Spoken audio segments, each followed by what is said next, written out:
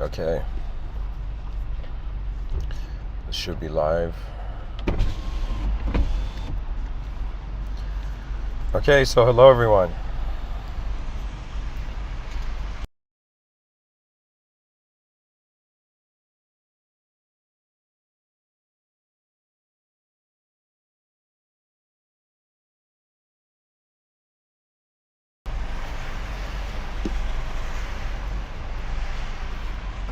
So it's raining here in Toronto, Canada. I'm in my car outside of a Starbucks.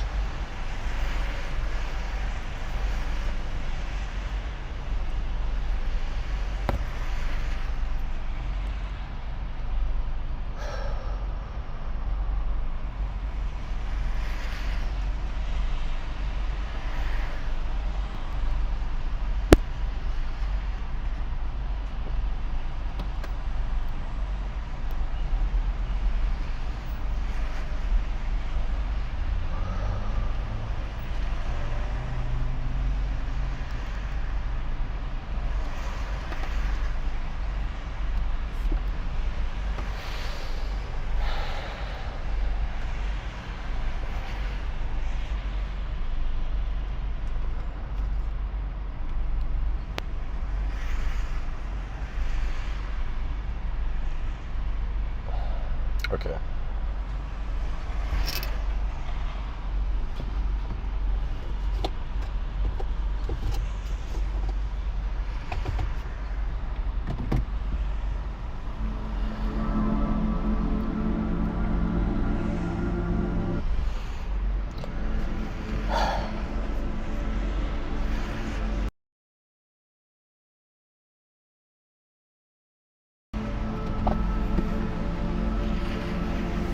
Okay, so is the species experiencing connectivity issues?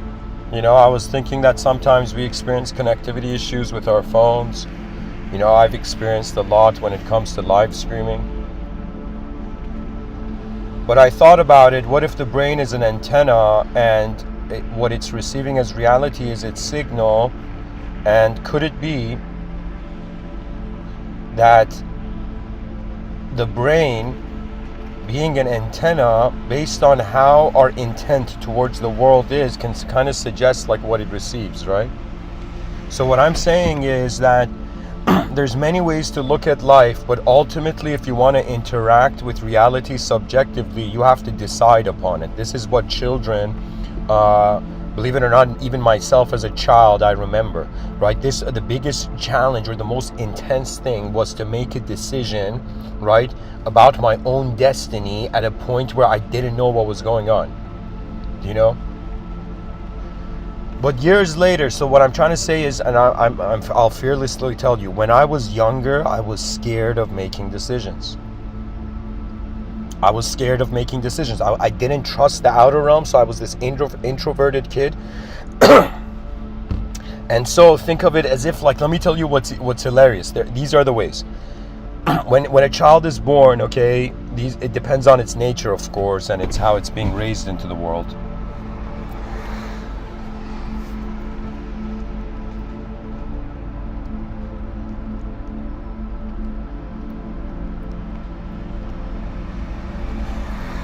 You see, there are three levels. Decisions can be made in three contexts. A level of self.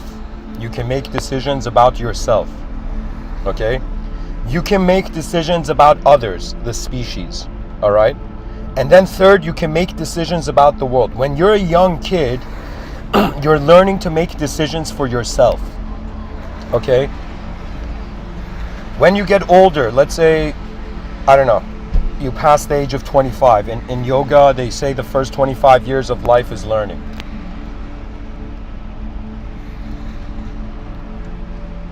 What I'm trying to say is it's all about responsibility level. We think media and entertainment gives us this idea that we're in this world to have fun. Do you understand? But what kind of fun? Short-term fun would mean long-term devastation. Long-term fun would mean no short-term fun. So what are we living for? If you want to have short-term fun, YOLO, you know, you only live once.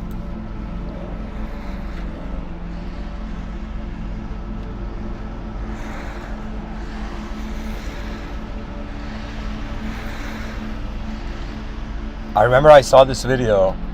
It was like, I don't know, it was like a meme or something on YouTube, Facebook or something. I don't know where I saw it. But the idea was very interesting, okay? There was this girl asking this guy not to, let's say, wear protection. And the girl was saying YOLO, and the guy turns around and says yo-yo. And the girl's like, what does that mean? And he says, you're on your own.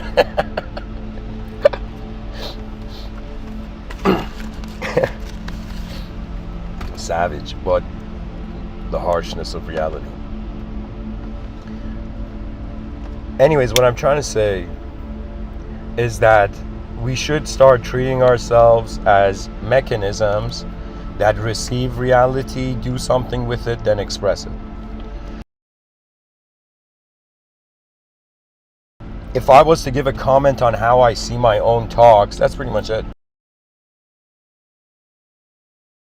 I'm receiving something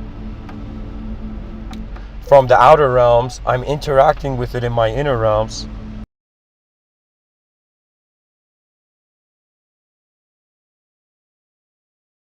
Then I convey it again in the outer.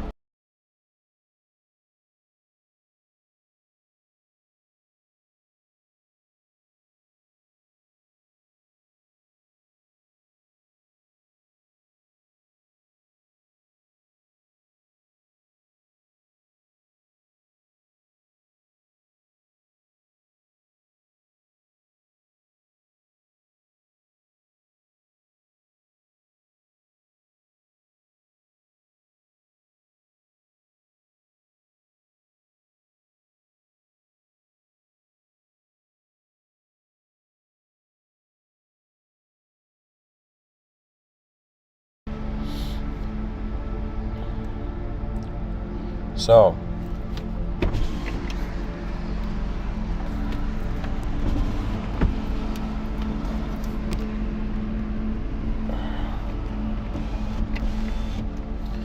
man, it's raining. When I put down the window of the driver's seat, the rain falls on the laptop.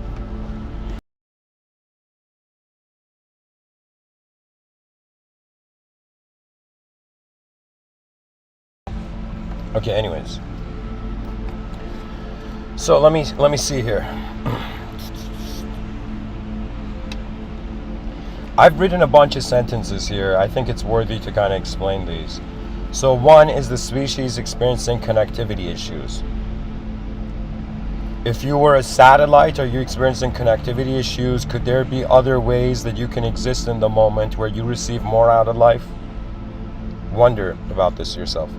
And then I've written here, metaphysical connectors between physical realities. Yeah, you know, the bridge, the idea of a bridge, or the idea of a common denominator between realities, physical realities, and metaphysical common denominator. Like, that idea has been around. It's a very ancient idea that something metaphysically is connecting the understanding of physical realities. What that means is how we know that the other person is physical and we're physical is actually metaphysically being conducted, for example.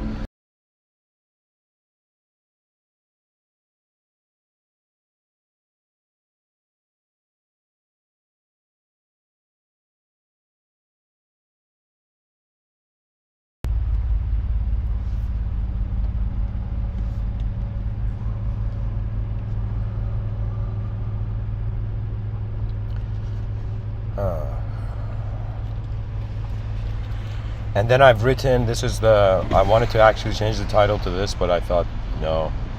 What can people do with people? Now,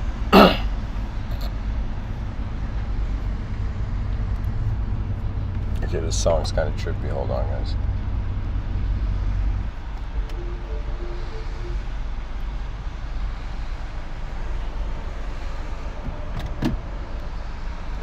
Oh no.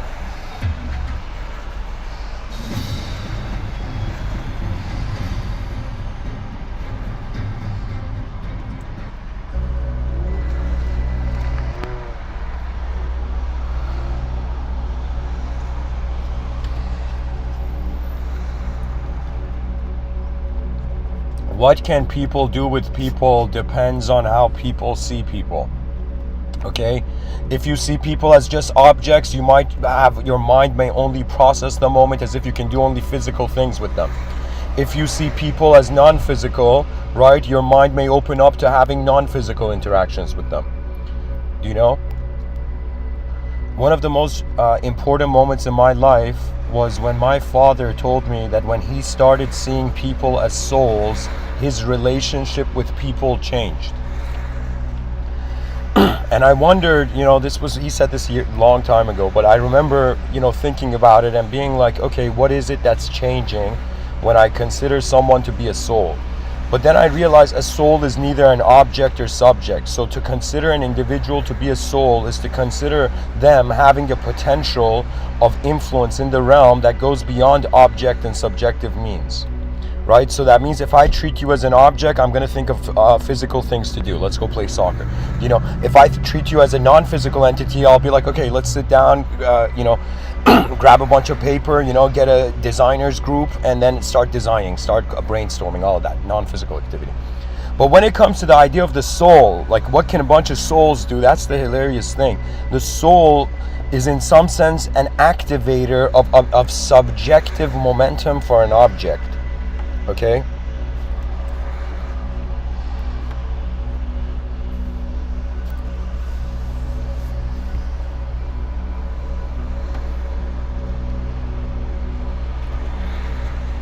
To be honest, for me, the soul became an unknown experience. Pretty much I had a moment where I experienced the whole thing being unknown. And I realized that because mankind fears the unknown, he has been looking for masks for the divine. We have been masking the divine through our own limitation because we think that we can attain the limitless, but the limitless is the quality of being. Do you understand? You don't become limitless, you are present in a limitless place.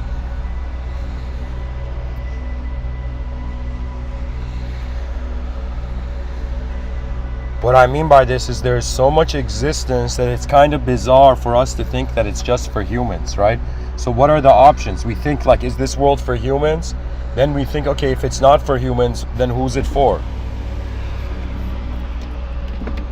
Could it be another aspect of the human? Could it be that the magnitude and the size of the world is intended for humanity, right? Or there was this other idea, okay, that the pyramids of Egypt was made by giant beings. There's that idea. They're like giant people made this. It's like, oh yeah, it makes sense.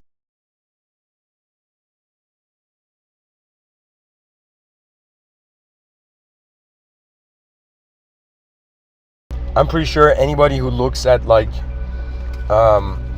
Egyptian mythology, you get a sense like, okay, these guys were like aliens or something. I mean, it's like head of a dog, head of a pigeon. It's like there's something there.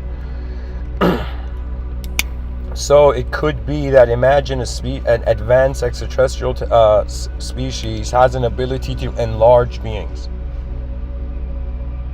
In one of my science fiction chapters of this new book I'm writing,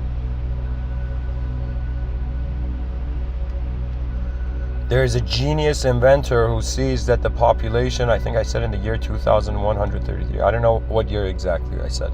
But anyways, the idea is that the population increases, androids, clones, and so many other things begin having a sort of carbon footprint of some sort. Okay, so this genius inventor shrinks the species so all the resources that are scarce no longer become scarce because it's based on the size of our expense, the size of our cost, right, as a species. Like you can kind of treat Earth, believe it or not, like a business, right? And I would say it's not a profitable business right now. Okay, what that means is all the civilization, the idea is it's like it doesn't have vision and management. The planet is kind of like a company, but the company doesn't have a proper global company culture, right? In order to bring forth that global company culture, we have to begin having intentions as a universal being, right? So you may think like, okay, as a human being, this guy's giving like 10,000 talks. Okay, that's something. But if you think of me as not a human being, and even some moments I have views where I feel I'm more energy than a person,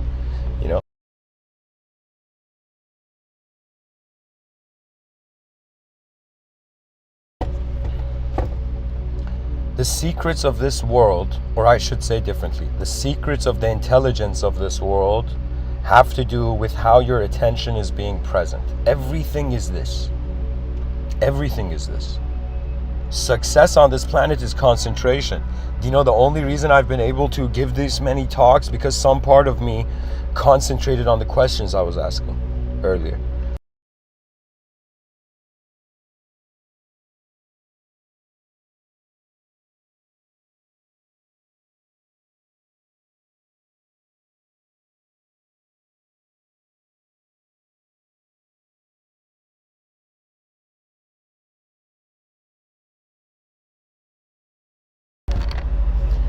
So,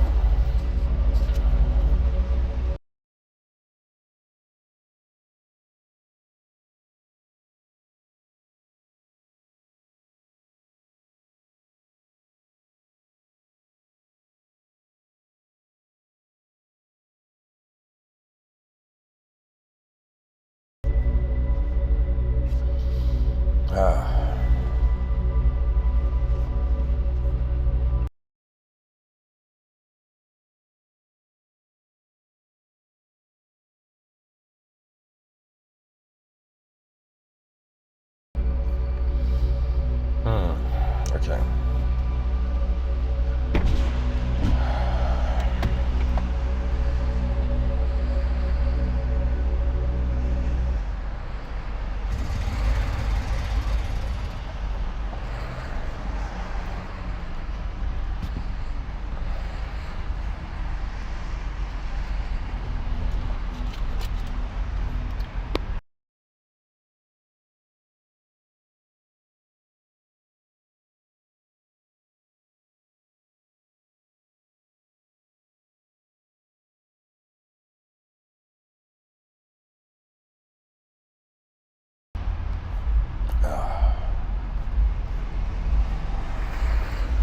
Sorry guys, let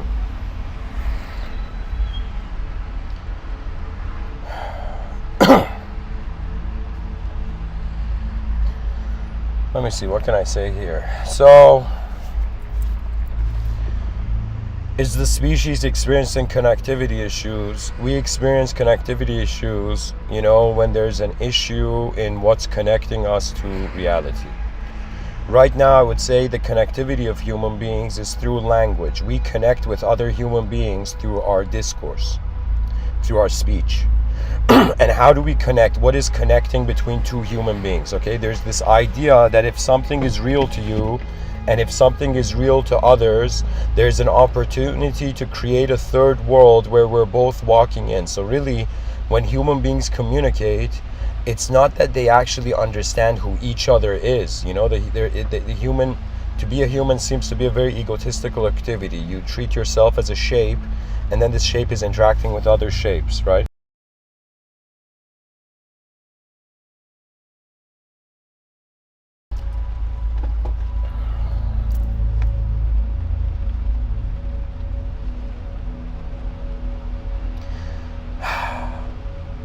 It's all about agreements in what is real, okay? If two people consider that the world is empty, emptiness becomes the metaphysical connector for them. Do you know the metaphysical connector of both of their inner realms?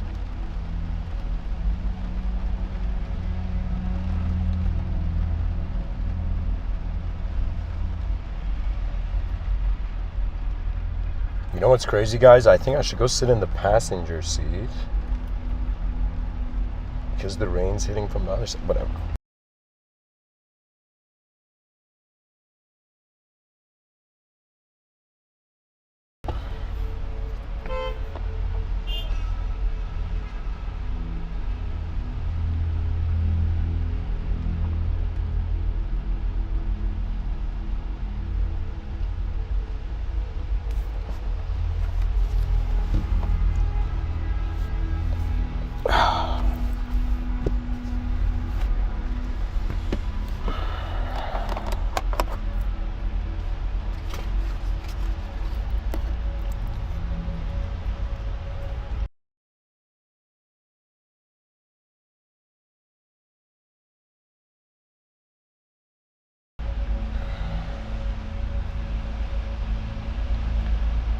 You know, guys, I suddenly feel really exhausted. Mm.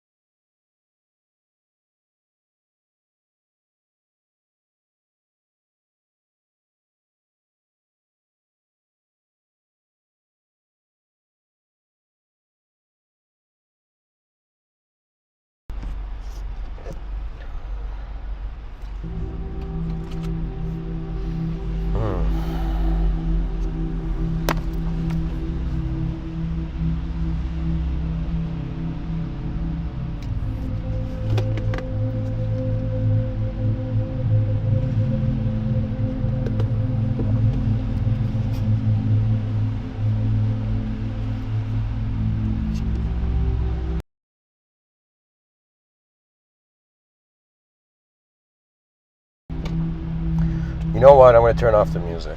Whatever.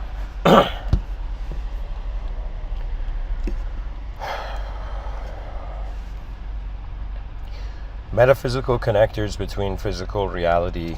When we look at human beings, let's say two human beings, one of them has an inner realm. They both have inner realms. They're at the same time, they're both in the outer realms.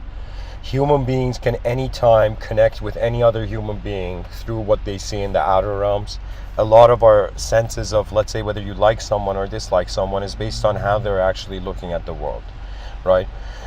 You know, and you know, there is something of like, you know,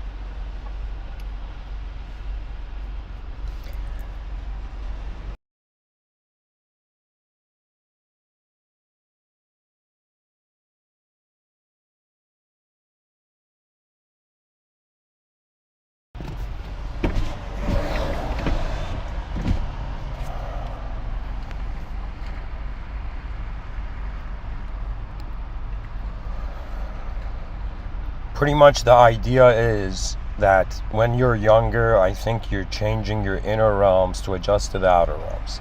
This is part of learning. But after some point, when you get a sense of your own inner realms, how your own life force moves,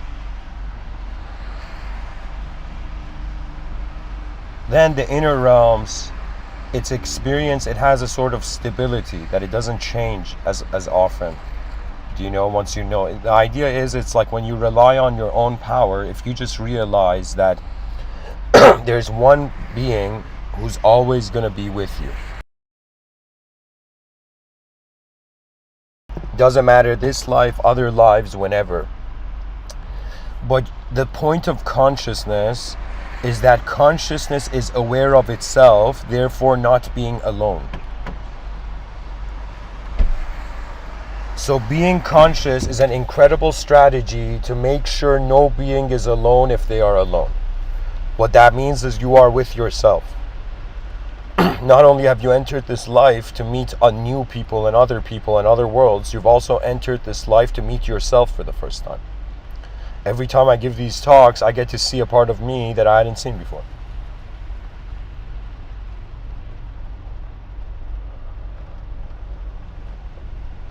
When I say what people can do with people, The idea is this is what I've kind of realized. Everybody, I think, this might be my bias. 1 out of 8 billion human beings is my opinion, but I think everybody wants, someone in their life that moves, that is moving. Do you understand? We want, I don't know why, but I think it's like what's more attractive than a noun is a verb. And the verb is pretty much, the movement comes from mind. So that means when you look at someone, how they look like has an appearance as a noun, but what they're doing has an appearance as a verb. You understand? Because if we treat this world just as physical, right, then we might be ignoring the non-physical values of it, right?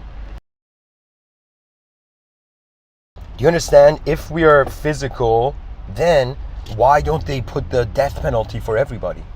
Do you understand? If the brain is a hallucination, right? If right now periodic table is hallucinating itself as a persona, then you are nothing. So what value does nothing have to exist? So it's so easy for it to not exist, and that's the problem. Right? We have to take a Mysterian approach. Mysterianism means that there's some things about consciousness which we may never understand. It's just our position. It's like the pawn on the chessboard can't move like a knight. But maybe if it gets to the end of the chessboard and gets enlightened, it might have the capacity to move as a knight, queen, rook, bishop, whatever. I don't know if it's possible, it's probably not possible for a pawn. Imagine somebody, no, it's not possible.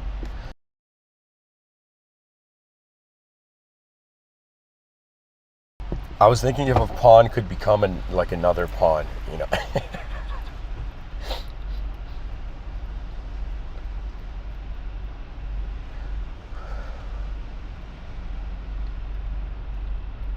But I guess it defeats the purpose because the pawn can endlessly go back. Anyways, what I'm saying is,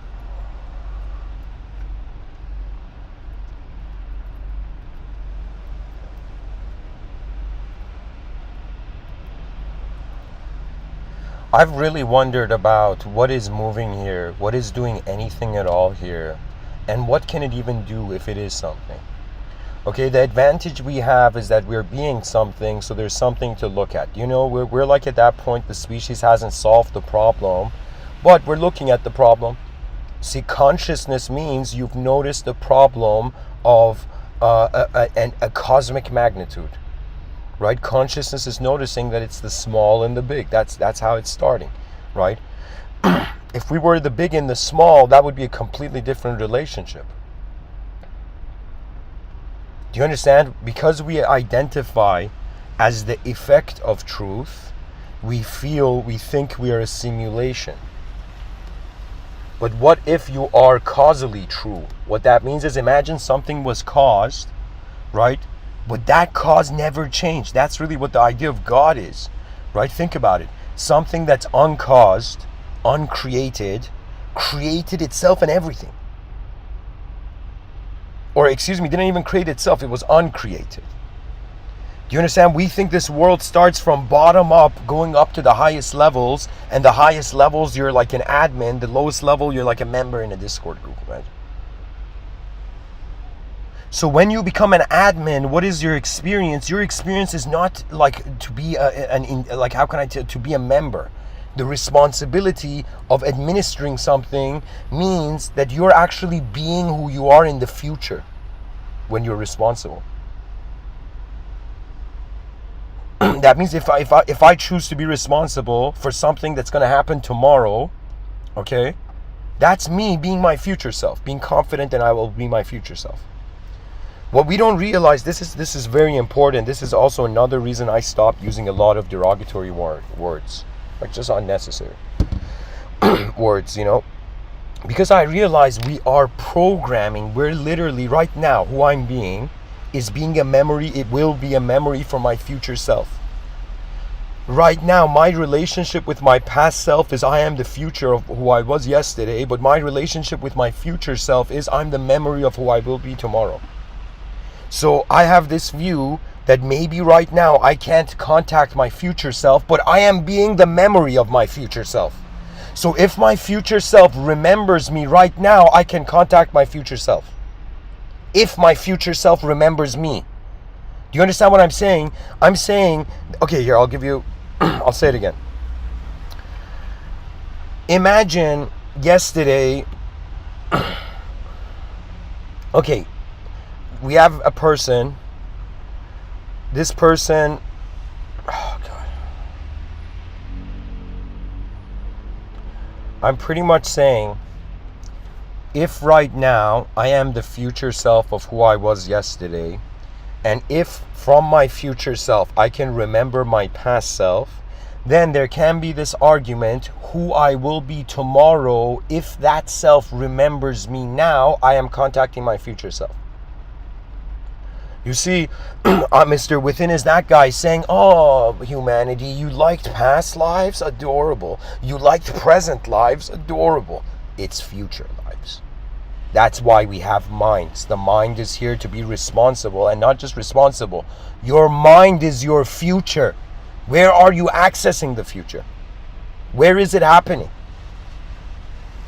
It's your mind. The future of the human species is an ability of our mind. But it's not activated by us, it's activated by our future self. What that means is, if I can remember who I was yesterday, if my future self tomorrow remembers who I am today, I can feel it. But I can't be it. Do you understand? That means right now, because I'm the future self of who I was yesterday, I'm the collective being of the individualism of yesterday. But who I will be tomorrow is the collective being of this individualism today. So what I'm trying to say is, when you have faith in the inconceivable, you're actually being administered by the future. And let me tell you how this religiously makes sense too. How religiously it makes sense too is this idea that God created everything and everything returns to God. Okay?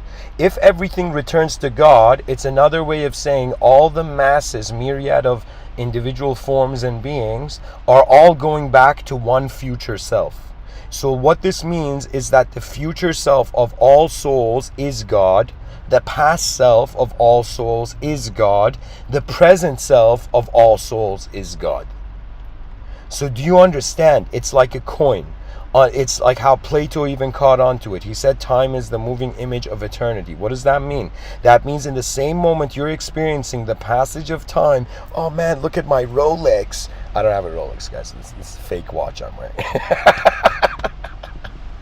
But in my inner realms, it's a freaking Rolex, okay?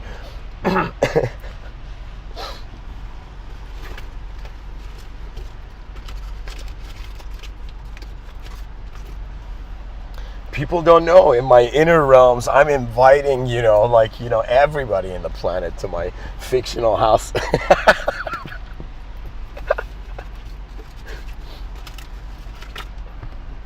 Can you imagine somebody's like, yo man, you got a Ferrari? It's like, yeah man, I have a Ferrari, And the person's like, yo man, you got this? And the person's like, yeah. And the person's like, where is all this stuff you have? And the person's like, yeah man, I had it in a past life. I don't need to play with that this life. How many lifetimes am I going to drive a fast vehicle? Can you imagine like a being reincarnated, just like the Buddha, not the Buddha, just like the Dalai Lama, like the 14 reincarnation of the same bodhisattvic being. Imagine a NASCAR driver, right? Imagine 14 reincarnations of the same NASCAR driver. It's like, yo, every lifetime I've liked playing with cars. But really what it is, to be honest, when the notion of a young soul, old soul in the Sufi mystical spiritualist, ancient spiritualism, it's the idea of the young soul is playing with the exoteric dimensions. That means they're here to be an individual physical being. They're here to experience individual things, right? But the old soul is here to experience moments, not an experience a singular self in just the whole space-time continuum. Here's the difference. Some beings know things through moments. I've seen this. I had one of the most bizarre, I remember this as a child. I was saying this, and I was interviewing a friend of mine on this podcast I have called the Inner Realms Podcast. And I was sharing the story there to him. When I was like 12, right, in Iran, like the families gather, like, I don't know, like it's like the families are close, the distant families and the distant relatives are close. So they all gather around in like a cottage or somebody's house, and everybody just is there, right? This is a very common thing they do in Iran, right? In I don't know, in certain cultures your family is excluded out of your social circle, right? But in some countries, the family is part of the social circle.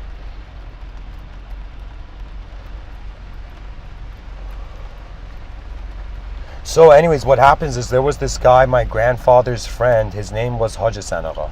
That's what we would call him. And this guy was my grandpa was a religious businessman. And this friend of his was also, like a religious friend of his. We were all in this cottage in Iran, in Iran, a place, let's say you drive like 4 hours outside of Tehran to this place called Karaj. Sorry, not 4 hours, like 2 hours. To this place called Karaj, okay? And so I remember we go there, right? And there's this guy, Haji Sanaga. This guy had some connection, some relationship with nature. All animals loved this guy. This guy would smile anytime he would see an animal.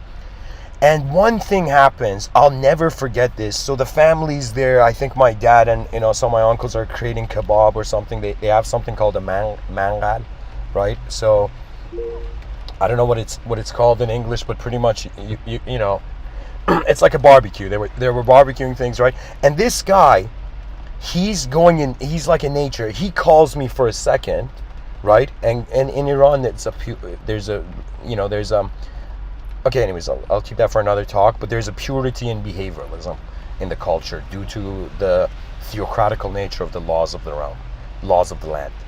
Okay, so anyways, this guy calls me, right, and I have a twin brother, but he just calls me and he says, "I want to show you something," right, and it's right there, and he puts his hand on this cut up log.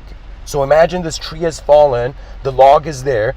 He just puts his hand on the log. I'll never forget it. I was watching this live. He puts his hand on the log. A lizard out of nowhere comes and stands on his hand. A lizard out of the tree comes right onto his hand, and he shows it to me. Then he lets it go and the lizard leaves. Then, I think it was later that day, my grandpa used like a sieve, something like a sieve, to catch one bee. I don't know what this guy does. He puts honey on top of like this, what do you call it, on this cup. And then, I don't know what he does. I think it's some ability he has. You won't believe how many bees just appear in front of this guy. Not in front of anybody else's cup. Right, and of course he'd put honey, but it was so bizarre how the bees were only around him. They were not even going in front of the other people, right? And so there is something more here, guys. There's something more here. Just go meet your local shaman, and they'll transcribe the stars for you.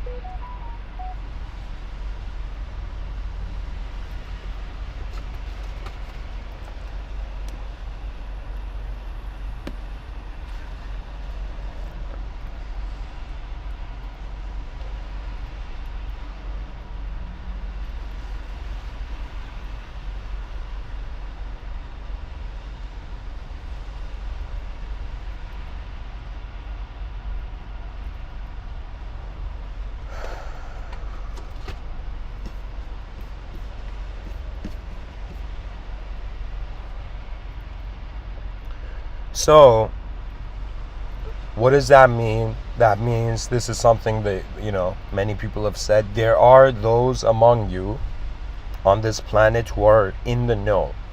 But what are they in the know of? What do they know? They know that, just look at it from even a secular perspective.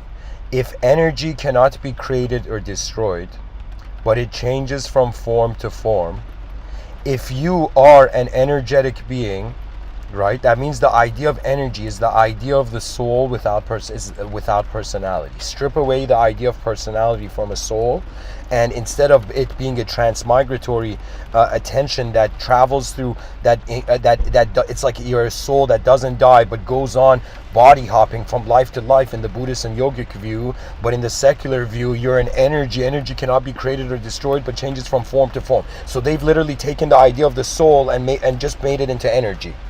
Okay, that's it. So, but now if we look at the idea of energy, it's a suggestion that there is a part of you, an essential part of you that cannot get created or destroyed, but there is a part of you that is designed to endlessly see yourself change. So if you identify with the essence of the moment, you are changeless because you are the observer of change. You are watching change. But if you identify with the change, then you're changing before you can know what's changing. Anyways, guys, thank you for listening. I think I'll leave the episode here. Feel free to answer the questions. There is more about like what can people do with people. In the outer realms, we can procreate, we can continue the species, we can build stuff, we can destroy stuff, we can maintain stuff. And pretty much it's the quality, oh my God, what is this rain? The quality of experiences we can have together. Mr.Within is saying, if we're not physical, perhaps we should have an interest in non-physical engagements of reality. That means, so not everything has to be just a physical interaction. Right? This is difficult for young men, especially for me. I had a very, people are different, okay, based on their conditioning, based on what they're comfortable with. When they come to a situation, their attachment is revealed, okay?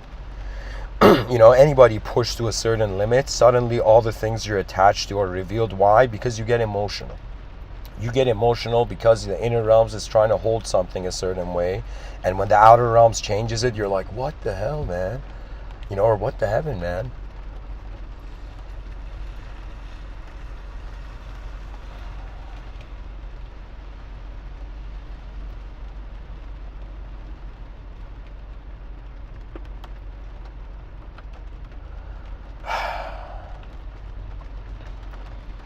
How can individualism just have meaning when individualism is happening somewhere collective? If there's a chance that you are beyond just physical, then how can you only have a physical strategy through life? My brother once called me. I think I said something which was a bit too much. He called me and he's like, how are you doing? And I was like, nothing, man. I was just thinking what I'm going to do after this life.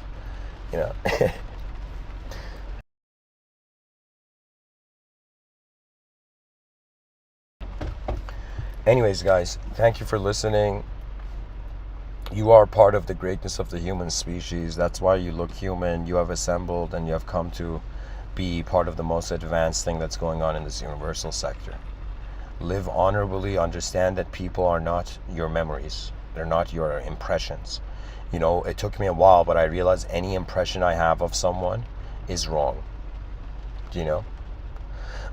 And even if I have the impression, if I expect someone to behave that way, life is going to make them behave that way in front of me. So there was a time where I even took, sometimes in some situations I take away my expectation of the moment to just see what other way can the moment move other than how my mind has formulated it. Anyways, thank you for listening, guys. If the species is experiencing connectivity issues, all we got to do is find out what's the issue and the connectivity is restored.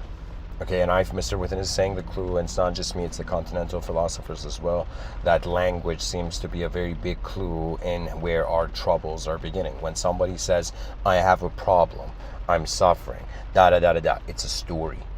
It's an abstract story in your inner realms. Right, and we have to have the ability to not have the capacity to move outer objects. You also need to have a capacity to move internal objects. That means let's say you live one day and one day you come home and you're like, man, I don't deserve anything. I'm the worst person ever. or I'm this and that, right? You have to have an ability in that moment to be like, yo, this is just in my mind's momentary impression of itself.